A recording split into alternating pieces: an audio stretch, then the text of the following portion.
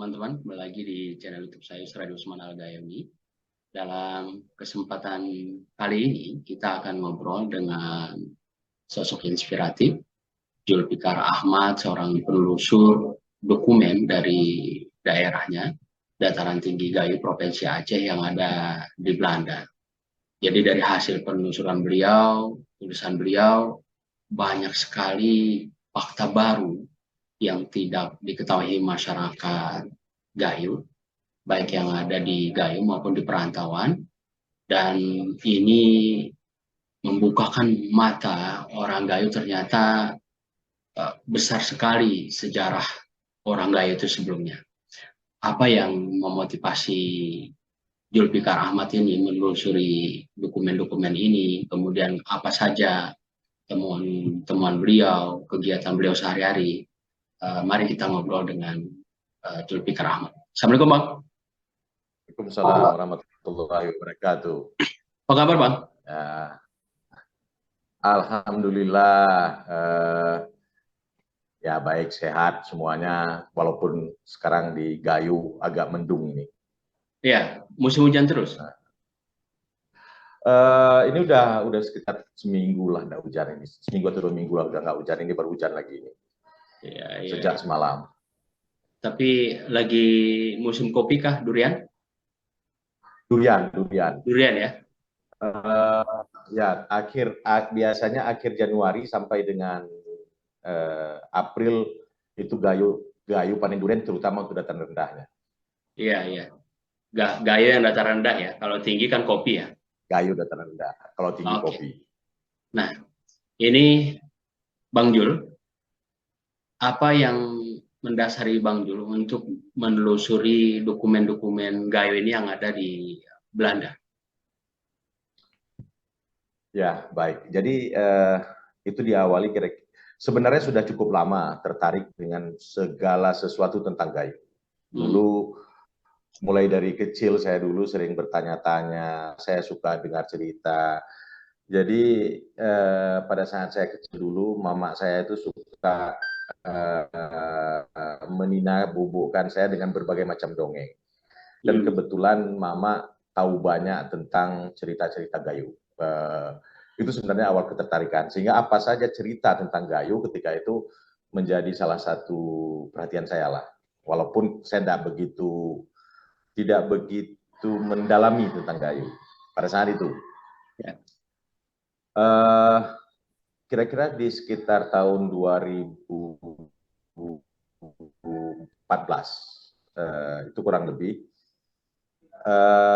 saya dapat tugas untuk mengumpulkan benda-benda budaya yang akan dipamerkan dalam PKA. PKA saya sebagai salah satu. 2014 itu berapa tuh ya? Kalau kemarin itu berapa tuh? Oke, PKA tahun 2014 ya, Pak? Jadi 2014 kalau saya nggak salah waktu itu. Oke. Masalah 2014 lah begitulah, atau 2000, ya kurang lebih begitu. Nah, ketika saya disuruh mengumpulkan seluruh benda-benda budaya, pada saat itu salah satu yang mulai dari pedang bekunci, keni, segala sesuatu yang tua-tua saya diperintahkan untuk mencari. Dan pada saat itu saya disediakan anggaran berapapun saya minta. Begitu kira-kira. Tapi ya masuk akal ya. Kalau nggak masuk akal tidak juga. Nah, salah satu yang menjadi, setelah saya dapat macam-macam, dapat pedang bekunci, dapat alas, segala macam kerajinan masyarakat begitu. Salah satu hal yang saya penasaran itu dengan sarah kata. Waktu itu, ketika saya diceritakan tentang sarah kata, pemahaman saya tentang sarah kata itu adalah jurisprudensi. Jadi apabila terjadi suatu tindakan hukum di suatu daerah, sementara di daerah lain belum pernah ada kejadian, maka itu dijadikan rujukan hukum bagi reje yang lain di Gayo ketika itu. Sehingga menurut saya, kalau saya bisa dapat sarah kata itu, sebahagian besar persoalan mungkin cerita-cerita tentang Gayo bisa saya dapat. Nah, setelah saya buru kurang lebih hampir 2 minggu ketika itu, saya diharuskan mengambil sarah kata itu jam 1 malam ke Jagong dari Takengon, dan kebetulan saya sendiri ketika itu. Setelah dapat, kemudian saya minta izin untuk di-scan, karena memang sudah dengan berbagai macam drama ketika itu waktu mengambil sarah kata itu, ada kenduri, ada potong ini, potong itu, dan lumayan uang yang harus dikeluarkan untuk bisa memperoleh sarah kata itu. Setelah selesai scan, saya tidur, karena waktu itu sampai saya tidak tidur selama 2 hari itu. Setelah saya istirahat, begitu saya bangun, saya janji untuk segera mengembalikan sarah kata itu, saya scan, begitu scan, langsung dikembalikan. Setelah dikembalikan, saya coba cek. Ketika saya baca, betul bahwa itu memang tulisannya adalah tulisan Jawi ya, tulisan huruf Arab gundul itu. Tulisannya tulisan Jawi, kertasnya sudah sangat hancur, sudah gampang robek. Begitu saya coba satu-satukan semua bahagian-bahagian yang terpotong-potong itu, ternyata terbaca dengan saya tuntunan sholat Keluaran Bangil 1949.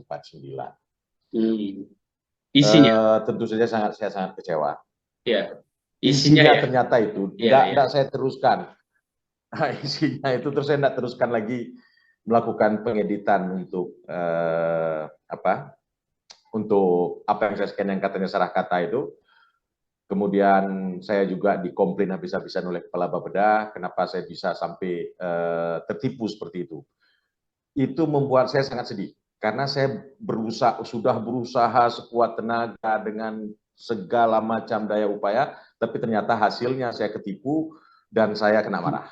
Ini yang membuat saya sangat kecewa ketika itu. Nah, berangkatlah kami PKA. Ketika kami berangkat PKA, ada beberapa barang-barang benda budaya, itu saya menjelaskan berdasarkan cerita orang. Cerita si pemegang benda itu. Si pemegang benda budaya itu.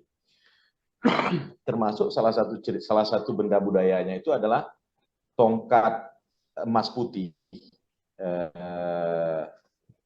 bertuliskan huruf Sangsekerta, kemudian dihiasi di kepalanya dengan naga dan ular dan berbagai macam binatang melata di sepanjang tongkat itu. Waktu itu saya diberitahu oleh pemegang tongkat bahwa itu adalah tongkat Rejelinge. Saya ceritalah itu kepada para pengunjung. Kebetulan salah satu pengunjung, saya tidak ingat apa dari pesantren atau dari apa, tapi nampaknya orang cukup paham tentang soal agama Islam. Dia mendebat saya bahwa kalau begitu Rejelinge itu bukan Islam. Nah, di sini saya kaget. Loh, kok bisa, Pak? Ini saya dapat ceritanya dari orang yang keturunan yang memegang tongkat. Tidak ada di dalam Islam itu benda-benda yang berbentuk makhluk hidup dijadikan senjata, dijadikan tongkat. Baru kemudian saya sadar, kemudian saya ingat, oh iya betul. Artinya ini ada cerita-cerita yang tidak sinkron. Nah, sejak itu saya coba mencari segala sesuatu yang memang bisa dijadikan dasar hukum atau kira-kira ada bukti-bukti tertulis dan logis untuk mencari segala sesuatu tentang kayu. Nah, itulah. Itu jadi awal ceritanya karena merasa ketipu, kemudian di debat tidak punya literatur yang cukup. Ini yang membuat saya kemudian mencoba literatur tentang gayo di mana saja. Sebenarnya saya juga sedang cari dalam bahasa Jepang. Saya sedang coba cari saat. Nah, ini kira-kira latar belakangnya kenapa saya coba mengumpulkan seluruh bahan-bahan itu. Begitu. Oke. Kemudian setelah bergerak di penelusuran, ini menelusuri kemana saja? Dan yang didapat apa saja, Bang Jo? Oh, ya. Awalnya saya menelusuri foto-foto tentang gayo. Nah, ketika saya melakukan penelusuran foto-foto tentang gayo, kemudian ada banyak foto yang saya tidak tahu itu apa. Nah, ada satu foto, ada orang Belanda di sana berdiri, Kemudian menurut saya itu latar belakangnya di sekitar Bebesen. Nah, pada saat ini saya tunjukkan ke kawan-kawan, kata kawan-kawan itu di Singamata. Terus saya berpikir ternyata interpretasi foto bisa macam-macam. Saya merasa waktu itu fotonya itu menurut saya itu di daerah Bebesen, di atas Daling itu lokasinya. Tapi saya didebat bahwa itu di Singamata. Nah, ini juga menjadi pemicu saya kemudian, kalau begitu, saya harus mencari literaturnya, apa cerita di balik foto ini. Nah, mulailah saya coba menggali, jadi saya menggalinya itu sebenarnya lebih banyak lewat internet. Jadi lewat googling, kemudian saya kebetulan ketemu sama, awalnya dengan KITLV sih. KITLV itu semacam museum Leiden, milik Universitas Leiden. Kalimat dalam foto, judul foto itu saya coba copy, kemudian saya paste, terlihatlah beberapa PDF, dokumen-dokumen PDF. Nah, dari situlah kemudian saya coba mengeksplor terus. Kalau ada sesuatu yang saya tidak paham, katakanlah misalnya seperti, jadi di salah satu buku Aceh yang dikarang oleh J. Creamer itu ada tertulis di sana bahwa salah satu yang istimewa di Gayo itu adalah makanan. Makanan di Gayo itu ada yang dinamakan dengan Awas 44. Jadi ada 44 jenis bumbu-bumbuan yang dimasak. Nah, ini saya penasaran. Berdasarkan itu saya coba cari, saya gali, saya cari berbagai dokumen pendukung, sampai saya juga ketemu beberapa literatur berbahasa Jerman yang khusus membahas Gayo. Nah, itu. Jadi saya coba carinya, saya tidak kemana-mana, cuma lewat internet, dan pada umumnya semuanya itu adalah di perpustakaan Belanda. Ada beberapa perpustakaan yang menyimpan. Pernah juga saya ketemu dokumen-dokumen Gayo yang ada di perpustakaan Amerika, tapi pada umumnya sangat sulit diakses, tidak bisa di-download. Pada saat di-download dokumennya rusak. Ada banyak persoalan lah. Yang paling gampang itu memang semua situs-situs Belanda yang paling gampang untuk mencari dokumen-dokumen Gayo. Ya, jadi ini sejak 2014 berarti ya, mulai menelusur. Ya. Kalau yang intens kayaknya 2018. Dia 17-18 gitu lah, itu yang intens. 17-18. Jadi sepanjang waktu menelusur ini, kira-kira karena ini penelusurannya melalui googling ya, internet. Ini berapa mega atau berapa giga file yang ditemukan tentang Gayo ini? Kurang lebih 9 giga kurang lebih semua file-filenya itu. Ada beberapa file itu karena saya melakukan restorasi, jadi ada peta Gayo tahun 1903 itu nggak bisa dibaca, terlalu kecil filenya. Pada saat di-download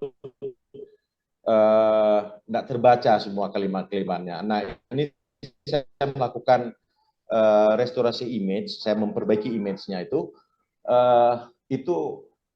dia sampai 170 mega apa gitu ya.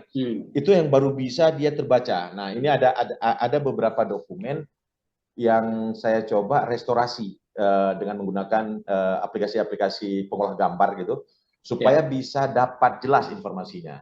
Nah, itu yang ada beberapa sebenarnya dia ukurannya kecil, tapi karena harus direstorasi sehingga dia menjadi membesar kapasitas filenya. Itu. Ya, baik. Tapi sebagian besar dokumen saya itu bentuknya PDF dalam bentuk tulisan, itu sebagian besar. Oke. Jadi ini yang ditemukan tadi itu foto. Terus peta, ya, apalagi? teks juga, teks dalam bentuk teks. Buku kah atau berita? Ada mulai dari buku, berita, ada juga itu apa? Dokumen hukum, seperti misalnya dokumen-dokumen hukum seperti Bloods gitu ya. Jadi di dalam bahasa Belanda itu kalau kemana-mana dia ternyata membuat peraturan-peraturan. Nah, aturan-aturan itu yang sebenarnya sekarang banyak dimanfaatkan oleh Indonesia, yang dimasukkan ke dalam misalnya KUHP itu macam-macam. Nah, untuk Gayo sendiri itu ada cukup banyak, sampai dengan misalnya ada kapan sebenarnya reject check berbesar mengakui Gayo. Itu ada dokumen yang seperti itu. Itu dokumen hukum dia. Ada yang dokumen hukum, ada yang berita, ada yang buku, ada juga kompilasi dari berbagai macam buku. Jadi Dr. Karen itu dia dapat catatan tulisan tangan dari Snook, kemudian dia masukkan ke dalam buku dia. Berdasarkan buku dia itu yang kemudian disusunlah kamus bahasa Gayo Belanda. Nah, itu jadi ada macam-macam bentuk dokumennya. Oke. Oke, baik. Dan ini berbicara literatur atau dokumentasi Gayo kan masih sangat terbatas ya Bang Jul ya. Dan dari hasil penelusuran 2017 ini, setelah Bang Jul dapat file ini dan mulai belajar dengan cara otodidak, bahasa Belandanya pun ya pakai Google Translate. Nah, ini apa hal penting, hal baru, hal penting yang memang selama ini orang Gayo sendiri tidak tahu itu?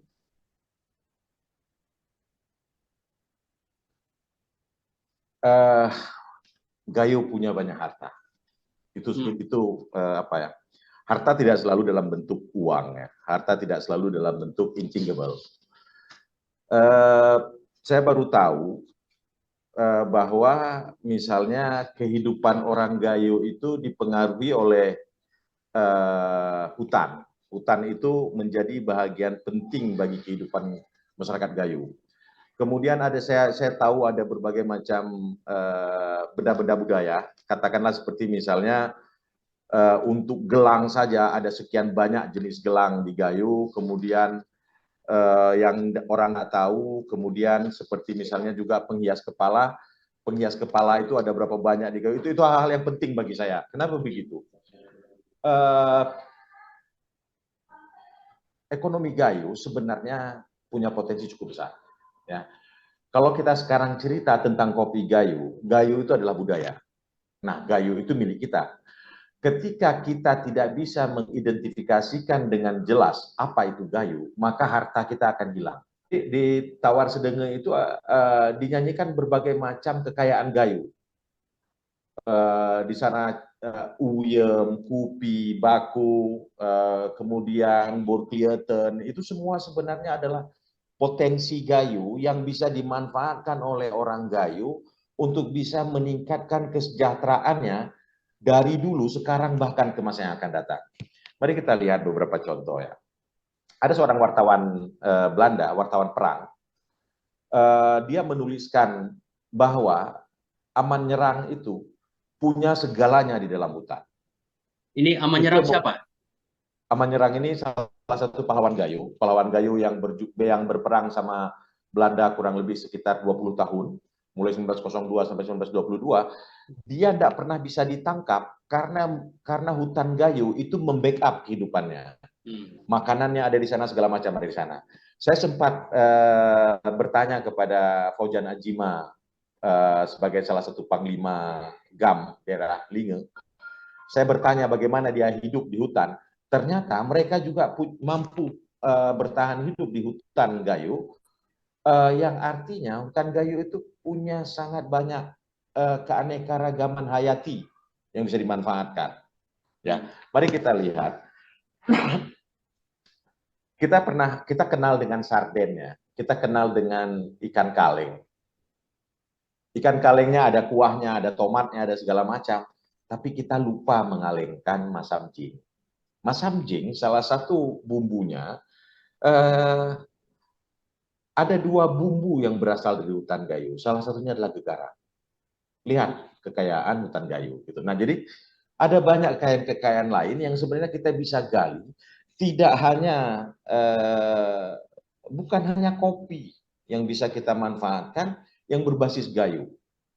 makanan kita, cara hidup kita, pengetahuan tradisional kita, kemudian teknologi tradisional yang dimiliki oleh orang Gayo yang sekarang sebenarnya orang banyak lupa. Katakanlah seperti murbetik ya. Murbetik itu sekarang digunakan oleh kapal-kapal modern di laut untuk menangkap ikan. Mereka memasang banyak mata-mata pancing, disebarkan mata-mata pancing itu di sepanjang laut puluhan kilometer. Itu dilakukan oleh orang Gayo dulu ketika mereka menggunakan teknologi murbetik dengan memanfaatkan bojok sebagai pelampungnya.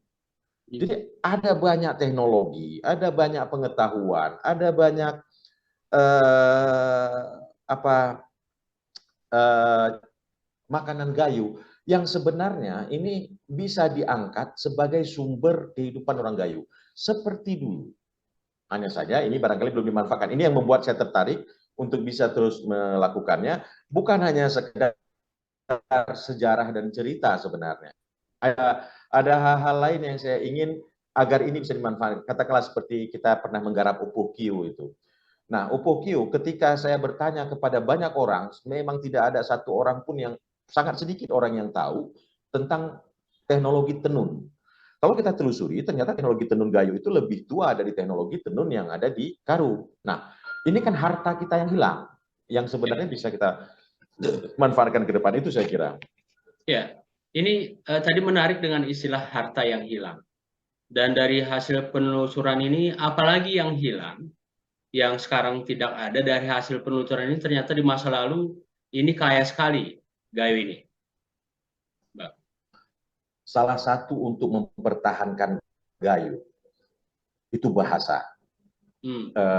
Menurut saya kita maunya mulai dari bahasa, menyelamatkan bahasa Gayo. Langkah selanjutnya setelah kita selamatkan bahasa Gayo, kita akan dapat banyak barang-barang Gayo. Jadi di J.A. Jasper tahun 1912 dia mengatakan bahwa kalau ada alat yang menggunakan nama lokal, nama daerah setempat, maka diperkirakan kemungkinan besar bahwa alat itu atau teknologi itu memang punya daerah setempat. Itu ketika saya melakukan riset terhadap tenun Gayo. Nah, pada saat membandingkan nama-nama alat tenun Gayo dengan tenun lain di seluruh Indonesia, bahkan di Aceh, Gayo ternyata punya nama-nama alat yang spesifik punya Gayo, walaupun hampir mirip. Sebagai contoh misalnya cerka, ya, cerka dalam bahasa Gayo, jereka dalam bahasa Aceh, kemudian agak-agak sedikit berbeda. Tapi ketika kita bandingkan secara keseluruhan dengan Aceh misalnya, berapa persen tingkat kesamaannya dengan Karo, dengan Padang, ini berbeda. Walaupun ada beberapa yang punya kemiripan pronunciation-nya. Nah, jadi kalau kita dapat bahasa, artinya kita dapat semua cerita di belakang. Makanya saya bilang, kalau kita mau selamatkan harta Gayo ini harus diselamatkan dari bahasa. Ketika saat ini, itu orang ngomong bahasa Gayo, itu hanya terjemahan dari bahasa Indonesia. Mereka tidak lagi punya rasa bahasa Gayo. Nah, seperti yang kalau beberapa hari yang lalu kita pernah dengar cerita tentang Beruberine, Bujang Brahma. Nah, itu kan rasa bahasa Gayo yang nggak bisa diterjemahkan dalam bahasa Indonesia. Itu harus didefinisikan. Ada banyak rasa bahasa Gayo itu yang kemudian ini hilang. Inilah yang kemudian tertimpa dengan bahasa Indonesia. Sekarang yang ada adalah orang Indonesia berbahasa Gayo, bukan orang Gayo berbahasa Gayo. Kalau bahasa hilang, semua catatan sejarah kita hilang. Saat saya melakukan penelitian tenun, saya kehilangan beberapa tanaman, nama tanaman yang digunakan oleh orang Gayo sebagai pewarna. Artinya, ketika bahasanya tidak pernah dipakai lagi, teknologi juga hilang. Oke, sebentar. Yang lain juga hilang. Sebentar, Bang. Itu sebabnya. Ya. Ya, ini apakah tanamannya yang hilang atau secara peristilahan sudah hilang, orang Gayonya jadi nggak paham? menurut saya namanya hilang, barangnya masih ada. Kenapa? Ya. Karena saya coba masuk ke hutan Pining, saya masuk ke hutan Pining, saya masuk ke hutan Samarkilang, saya masuk ke beberapa hutan di Gayo. Nampaknya tingkat kepunahan kekayaan hayati itu tidak setinggi itu di dalam hutan Gayo. Sehingga saya nggak yakin kalau barang itu hilang di hutan Gayo. Saya lebih percaya bahwa namanya sudah berubah dan orang nggak tahu lagi. Ya, ini karena transmisi itu tidak berjalan dari orang tua ke yang lebih muda. Nah, secara fisik tetap ada karena tidak dikenalkan, sehingga dalam ingatan kolektif itu juga sudah hilang. Ya, betul. Ya. Betul, seperti itu kira-kira. Itu jadi apa yang saya mau lakukan ke depan? Yang pertama, saya ingin bahwa budaya Gayo itu bukan hanya digunakan hanya sebatas narasi, hanya sebatas pembicaraan. No, saya ingin budaya Gayo itu sebagai salah satu dasar kita membangun perekonomian daerah. Ya. Jadi kalau ini kita bisa lakukan, kita sudah buktikan itu lewat kopi. Kopi Gayo itu budaya. Kita sudah buktikan lewat itu bahwa itu ternyata bisa diterima oleh internasional. Itu artinya bahwa sumber daya kita cukup. Nah, untuk hal-hal yang lain, kita sebenarnya punya farmasi, ya. Kita punya berbagai macam obat-obatan asli Gayo yang bisa kita kembangkan sehingga itu menjadi sumber ekonomi masyarakat. Barangkali kalau saya coba merujuk hasil laporan ekonomi Islam 2022, itu potensi farmasi itu di atas 100 miliar US dollar yang dimanfaatkan. Kalau kita lihat apa sih komponen-komponen farmasi Islam ya? Ternyata isinya kuning, bing, lengkuas. Itu kan barang kita. Kenapa kemudian di label Arab? Kenapa kita tidak memproduksi itu untuk kekayaan orang kita gitu? Madu segala macam kita punya semua. Kemudian kita punya makanan ya, halalan food. Halalan food, saya berani jamin 100% food yang ada di Gayo halal. Ini potensi ekonomi yang bisa kenapa kita nggak munculkan itu sebagai sumber daya kita gitu. Dari sisi budaya, kita ngomong Gayo, kita ngomong budayanya. Jadi menurut saya yang harus kita lakukan, pertama kita bereskan bahasanya dulu, selamatkan bahasanya, sambil menyelamatkan bahasa, mengeksplor segala sesuatu, ini aku, orang Gayo, dan ini harga barang-barangku. Itu yang sebenarnya kita pikir. Kenapa? Kalau sekarang kita tetap berpedoman kepada daerah lain, apa yang kita lakukan? Di sini kita buat kerupuknya kerupuk Bandung, sama dengan di Bandung, kita kalah.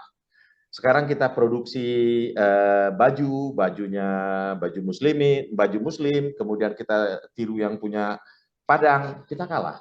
Kita nggak punya produk. Tapi kalau kita balik ke akar budaya, kita akan punya industri Gayo. Kita akan punya ekonomi Gayo. Itu yang saya ingin sebenarnya. Ya, artinya ini budaya yang hidup, bagaimana dia bisa menghidupi. Ya, tentu pendekatannya ini ekonomi juga ya Bang Juliet. Nah, sehingga ini bisa lestari, bisa diwariskan ke generasi ke depannya dengan kekayaan narasi tadi, ini jadi rujukan masa depan sehingga generasi Gayo ke depan itu bangga dengan identitas kegayuannya ya. Ya. Dan bisa dapat nafkah, bisa dapat uang karena dia jadi orang Gayo. Tapi kalau dia jadi orang Gayo, cuma jadi orang miskin, selamat tinggal Gayo. Oke. Dan ini jadi pemikiran penonton podcast kita ini, dimanapun, ya terutama kita pingin, ya orang Gayo. Dari penjelasan Bang Jul tadi, ternyata Gayo itu kaya sekali masa lalunya, besar begitu ya. Ya karena ini alih-alih pengetahuan tidak berjalan sehingga merasa inferior begitu ya. walaupun tidak semua gitu. Dan ini yang mesti digali, dokumentasi ini yang mesti Ya. diselamatkan dan diwariskan. Kemudian berbicara kekayaan Gayo lagi, selain yang sudah disebutkan, apalagi Bang Jul yang dari hasil penelusuran itu yang memang selama ini masyarakat Gayo tidak tahu tentang itu. Ada yang kita sedihkan saat ini. Ternyata persoalan-persoalan moral yang ada di Gayo itu hampir setiap 2 minggu sekali muncul di sosmed. Ada pencurian, ada pemukulan, ada pemerkosaan, ada pembunuhan muncul di sosmed setiap 2 minggu sekali. Setiap 2 minggu sekali. Hampir setiap 2 minggu sekali muncul. Dan belakangan ada malah lebih sering lagi. Nah, saya coba ngomong dengan beberapa kawan-kawan yang punya perhatian di bidang pendidikan. Ternyata kekerasan mereka, anak-anak kita, itu mereka memang semakin jauh dari akar. Nah, padahal Gayo itu punya banyak alat untuk itu. Ya. Ada alat di Gayo yang digunakan oleh orang tua kita. Siapa kunul tangduru, siapa kunul katuen, siapa kunul kiri, itu jelas di Gayo. Dan itu adalah penghormatan. Tidak soal tua atau muda secara usia, tapi dia ada tua secara kedudukan. Di Gayo ada satu permainan pepilo namanya. Pepilo itu bambu yang kemudian dikasihkan baling-baling, dibuat oleh abangnya, itu diberikan kepada adiknya. Kemudian si adik bertanding dengan adik orang lain, mana suara pepilo paling keras dengan putaran paling cantik menang. Ada apa sih di sana? Ternyata ada kerjasama, membangun kerjasama. Si adik harus percaya kepada abangnya bahwa buatan abangnya jauh lebih bagus. Si abang harus percaya kepada adiknya bahwa adiknya akan berusaha lari sekuat mungkin. Tidak soal menang atau tidak. Kemudian mereka adalah sebuah tim. Apa yang terjadi dengan kita? Bahkan di politik, dari satu keluarga saling menjatuhkan. Kita kehilangan banyak psikologi Gayo yang muncul dari game-game tradisional yang ada. Nah, ini juga kekayaan yang sebenarnya bisa mempertahankan aku tuh orang Gayo. Aku punya kekayaan dan aku punya sifat-sifat baik. Kita hilang sekarang. Ini yang barangkali yang kalau hal lain, kalau ditanya apalagi yang lain. Jadi ada di bidang ekonomi, ada di bidang psikologi ya. Psikologi itu khususnya untuk game-game tradisional. Itu sebabnya kita juga pernah buat acara Riah Ria. Pada saat kita buat acara Riah Ria, game permainannya adalah Mungaru dan Beguli. Mungaru dan Beguli yang kita mau hasilnya bukanlah banyaknya dari hasil tangkapan, tapi bagaimana mereka membangun kerjasama tim agar mencapai sasaran. Ini waktu itu yang kita latih untuk anak-anak SMA. Nah, ketika mereka pulang, mereka tidak bawa hasil, tidak masalah. Yang penting mereka bisa membangun tim, kekompakan, segala macam, dan tahu betapa hebatnya hutan Gayo. Kita buat acara Ria sekitar tahun 2020, kalau 2021 apa gitu. Nah, apalagi sih yang punya di Gayo itu? Ya, alamnya jelas. Ya, alamnya jelas. Kemudian,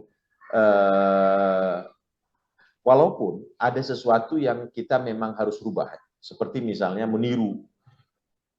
Meniru itu syukur sekarang sebenarnya tidak lagi menjadi kebiasaan masyarakat Gayo. Walaupun kita tetap harus meniru, orang itu akan berdiskusi antara satu dengan lain, berbagi rasa, bahkan makan di sekitar situ. Nah, menirunya itu, adanya api itu tidak bagus memang. Karena saya dapat data dari ada dokter kanker di Medan dan saya pernah ketemu dengan salah satu ahli kanker di Zainal Abidin juga. Kebetulan memang yang penderita kanker salah satu yang paling banyak itu di Gayo. Nah, ini saya menduga itu adanya zat karsinogen yang dihasilkan dari hasil pembakaran. Itu biasanya menghasilkan zat karsinogen.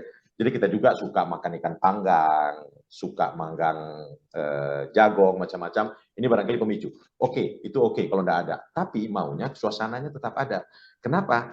Dalam suasana sambil makan, ada api-apian di sana, akan terjalin keakraban keluarga, sehingga akan terjadi saling dukung dalam keluarga. Itu yang ada banyak hal sebenarnya yang bisa kita lakukan untuk memajukan Gayo ke depan, mulai dari sisi ekonomi, mental sebenarnya juga sampai dengan kreativitas ya. Itu saya kira.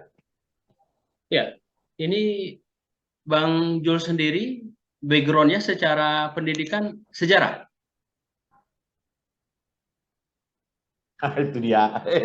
Ternyata bukan. Bukan. Saya adalah sarjana teknik. Bukan. Saya sarjana teknik dan tekniknya teknik kimia. Itu background pendidikannya. Oke, oke. Kalau ini teknik kimia lagi ya. Jadi, jadi mungkin agak jauh ya. Ya, jauh, jauh, bukan agak jauh, jauh sekali, Bang. Ya, teknik kimia. Kalau planologi ya nyambung-nyambung lah ke tata ruang, ke geografisnya. Ini teknik kimia ya. Iya, iya. Tapi luar biasa. Kalau pas sekolah dulu, karena memang tadi pas masa kecil suka diceritakan sama ibu, waktu pas sekolah bagaimana? Ya, teknik kimia. Kecenderungan ini sudah ada, menelusuri ya, ngumpul-ngumpulin dokumen Oh ya, begitu. ya, karena barangkali karena saya dari kecil itu didongengin sama mama. Mama suka mendongeng sehingga saya kalau ada barang-barang apa gitu, sesuatu yang lama-lama itu saya suka simpan gitu. Hmm. Ya, Mas. Eh, sebelum rumah saya terbakar, saya ada nyimpan gacuk kelereng karena saya selalu menang pakai gacuk itu tuh saya simpan sampai rumah saya terbakar. Setelah terbakar nggak sempat dicari lagi gacuk itu ya, Bang? Ya, ya, ya. Nggak ada lagi gacuknya. Nggak bisa main kelereng lagi. Iya, iya. Kalau pekerjaannya sekarang Bang Dio, apa memang fokus menelusuri ini ya pegiat literasi kah, bikin perpustakaan atau Bang Jul ini pekerjaannya apa nih? Kalau pekerjaan utama nih PNS nih, saya sekarang kebetulan ditugaskan di Dinas Perdagangan. Nah, itu kalau pekerjaan utama. Tapi kalau Dinas pekerjaan Perdagangan literasi Kabupaten? itu benar meriah, benar Ya, meriah. Benar ya, ya. Karena dulu saya adalah salah satu penyusun dokumen apa ya, dokumen legalitas benar meriah ketika pemekaran nyaris hampir seluruh dokumen itu hasil ketikan saya ketika itu. Jadi saya punya tanggung jawab moral terhadap benar meriah. Ya, selaku Nah itu, pendiri ya. jadi kerja saya Selaku kan di pendiri benar dalam meriah. tanda kutip ya. Tanda kutip pendiri tukang ketiknya saja, tukang Ya, membereskan dokumennya, termasuk buat mempersiapkan apa draft undang-undang pendiriannya waktu itu. Tapi cuma tukang ketik, bukan pengambil keputusan. cuma kalau nggak ada yang Kemudian diketik itu nggak ada yang diputuskan Bang Jul. betul. Jadi waktu Ya. itu benar, tim pemekaran benar meriah ini itu sudah dibentuk hampir 5 tahun, tidak jadi-jadi. Kemudian dibentuklah tim kecil. Ya di dalam tim kecil itu cuma ada 4 orang. Saya salah satunya 3 bulan jadi benar meriah itu. Memang dukungan juga bagus ya, dukungan bagus. Teamworknya cuma 4 orang kami. Kalau yang lain kan tim politik, tim halu-halu, tim segala macam. Tapi ya biasanya yang tim halu-halu itu jauh lebih banyak daripada tim teknis. Kalau kita memang betul-betul tim teknis itu cuma 4 orang aja. Yang lain tim halu-halu. Ya, ya. Ini luar biasa teamwork super namanya ini. Walaupun sedikit tapi menyiapkan buat tim halu-halu jadi Kabupaten Benar Ya, Meriah. betul. Nah, ini kita balik ke penelusuran tadi, Bang. Ini kan paling banyak tadi di Belanda ya. Belanda, kemudian ada Jerman, Amerika. Nah, mereka ini pernah ke Gayo. Belanda iya, Jerman beberapa orang iya. Salah satu Jerman itu ada 2 orang ahli yang ada 1 orang ahli yang kembali ke Gayo itu selama 2 kali. Yang pertama dia namanya Van Holst. Van Holst itu yang dia pertama kali ke Gayo itu meneliti tentang geologi. Ya. Kemudian Tahun? yang kedua dia Tahun berapa? bukunya 19 bukunya satu 1908, satu lagi 1912 bukunya. Oke. Ada dua buku dia. Yang dia kembali kedua itu dia lebih banyak cerita tentang hutan, termasuk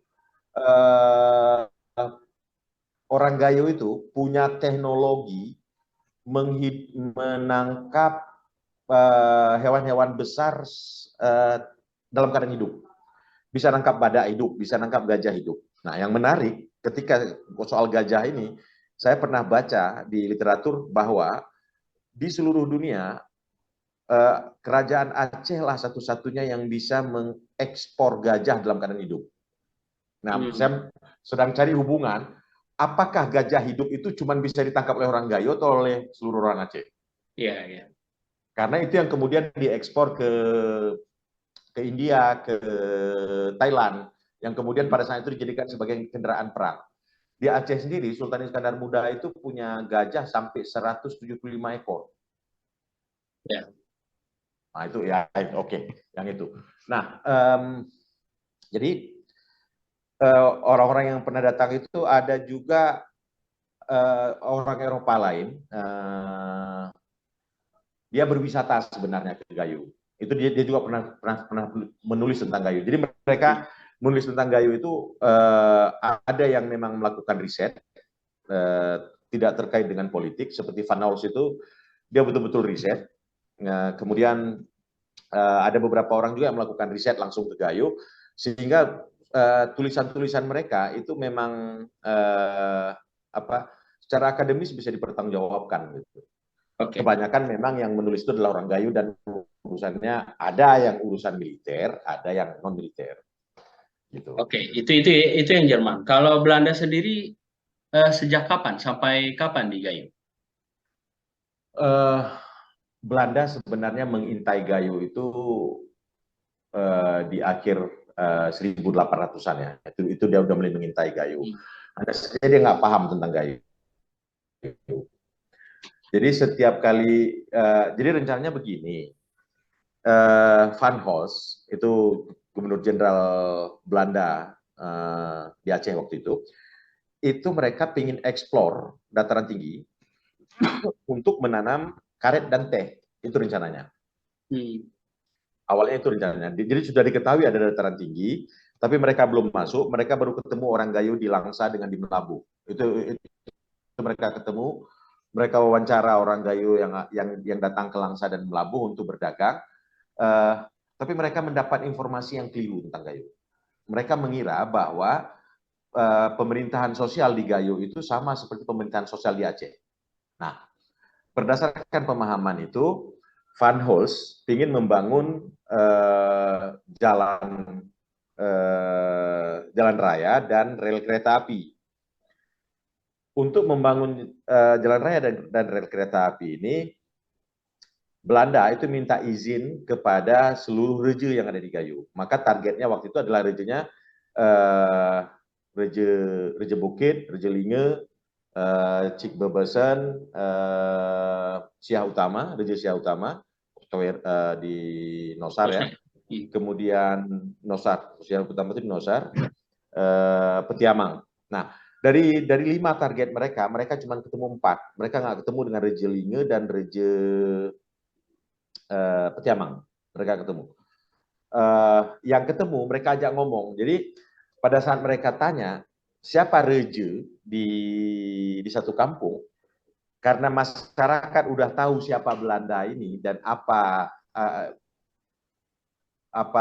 punya niat-niat tidak bagus, maka isu seruk ditunjuk si Polan ketika dilakukan negosiasi tidak jalan, sehingga ini yang memperlambat prosesnya ketika itu. Jadi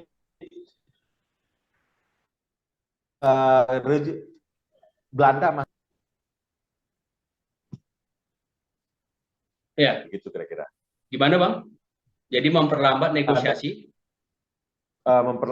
Jadi karena yang ditunjuk bukan reje asli, sehingga itu negosiasi antara Belanda dengan orang Gayo itu menjadi agak terhambat. Dan kemudian eh, salah satu rencana Belanda masuk ke Gayo itu sebenarnya tujuan utamanya adalah tujuan ekonomi, bukan tujuan perang tujuan utamanya.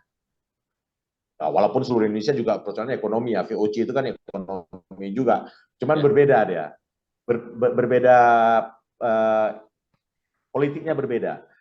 Pada saat VOC itu politiknya divide et impera, tapi kalau pada saat dia masuk ke Gayo itu politiknya udah self, apa namanya, uh, besturan ide politiknya. Ya. Oke. Nah, dan mereka sampai tahun berapa Bang di Gayo? 42 ya, 42 ya. 42 ya, 42 kalau nggak salah. Ya, Masuknya 1900. kalau masuk sebenarnya 18, di akhir 18 itu sudah masuk. 1900 sudah pernah coba masuk, tapi itu kemudian ditahan sama Cik Bebesen. Kemudian 1902 resminya masuk mereka. Resminya masuk ya. Itu masuk dengan kemarahan ya, masuk dengan niat perang. Nah, Ya. itu. Tapi kalau sebelum itu udah ada. Sebelum itu mereka udah ada di Gayo. Ya. Yang masuk Ya. betul-betul perang itu yang Van Dalen itu. Ya. Dan dokumen-dokumen ini tersaji, tertulis ya saat itu ya, pencatatannya berarti ya. Yang kemudian Ya, dibawa ke ya, Belanda ya, termasuk benda-benda ya, tadi ya. ya, betul. Jadi dokumen yang pertama ditulis itu memang buku Sunduk Hoguranya itu, ya, Rakyat Gayo dan Negerinya itu tuh disusun 1900, terbitnya 1903. Kemudian Kamus Gayo Belanda, Kamus Gayo Belanda itu disusun 1902, terbitnya 1907. Ada banyak. Nah, kemudian juga mereka mengumpulkan benda-benda budaya ini juga mereka simpan di sana. Ya. Ada beberapa tempat sih, tempat penyimpanannya. Kabar terakhir saya dengar sebahagian benda-benda budaya Gayo itu disimpan di Finlandia. Finlandia. Saya nggak tahu kenapa. Finlandia. Oke. Saya nggak Nah, tahu kenapa tuh. ya ini kan kekayaan masa lalu ya, yang secara fisik di Gayo memang tidak ada lagi. Ya ini jadi pemikiran bersama bahwa ini perlu diselamatkan bagaimana dibawa ke Gayo. Nah, tadi kalau Jepang berarti setelah Belanda ya, Pak ya, 42 ke 45 berarti ya. Ya, ya, ya, ya. Nah, kalau untuk Jepang banyak catatannya tentang Gayo.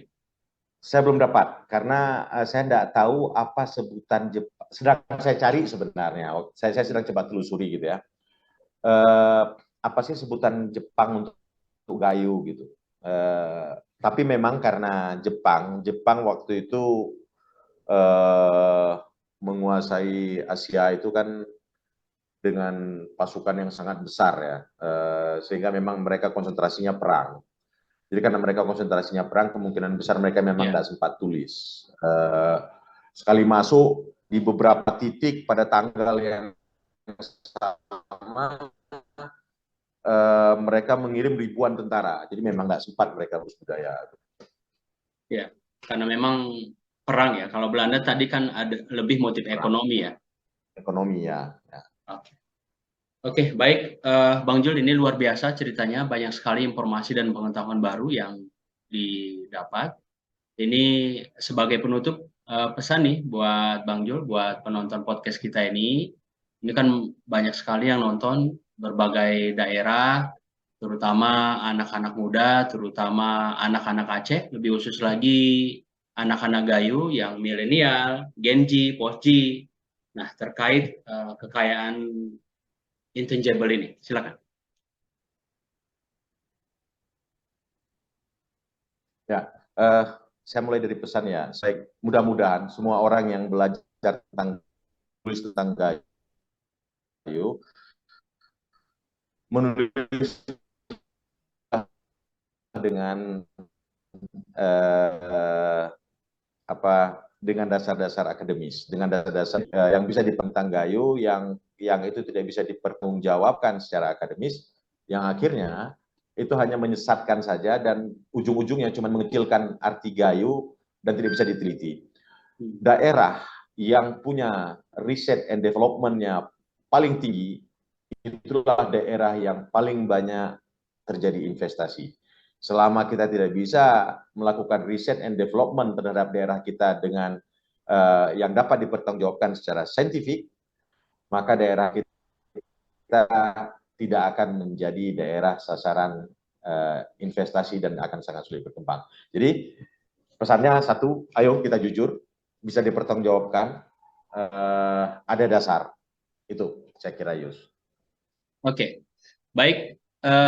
Bang Jul, terima kasih banyak ini atas waktu dan sudah berkenan berbagi informasi pengetahuan yang luar biasa. Mudah-mudahan apa yang kita podcasti kali ini bisa memotivasi yang lain. Kemudian dari informasi ini akan banyak follow up siapa berbuat apa, dan itu tadi dalam hal penyelamatan bahasa sebagai pintu masuk ya, sebagai langkah pelestarian dan untuk menulis, meriset lebih lanjut terkait kekayaan Gayo ini untuk masa depan Gayo mendatang. Amin, Ya. amin. Baik, terima kasih sekali lagi Bang Jul, sehat walafiat ya, dan sukses terus. Amin. Terus menelusuri, dan banyak sekali ini masyarakat Gayo di luar Gayo juga menunggu hasil penelusuran dan tulisan sekaligus publikasi dari Bang Jul. Ya, terima kasih Bang Jul. Assalamualaikum. Yuk, Waalaikumsalam.